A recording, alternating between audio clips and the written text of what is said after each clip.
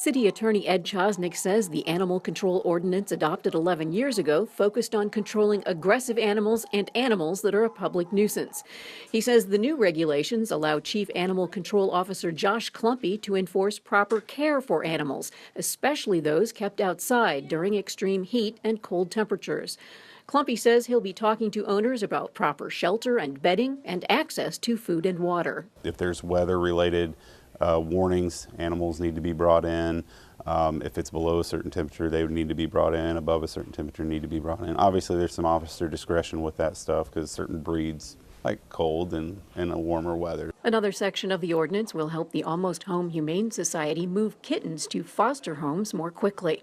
Animals taken into the shelter without a microchip will be chipped before they leave, and owners who fail to pick up their animal within 5 days of notification must pay a fee. That's going to help alleviate the shelter there and the capacity that they're at, at all times. So we're glad to help them out whenever we can. The ordinance also addresses repeat offenders.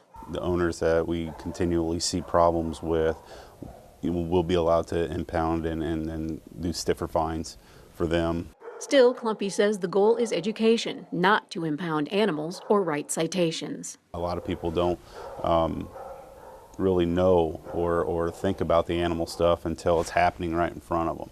So we're trying to be proactive and maybe, cutting that down before it becomes a bigger problem. Chosnick says he expects the city will continue to refine the animal control ordinance in the coming months.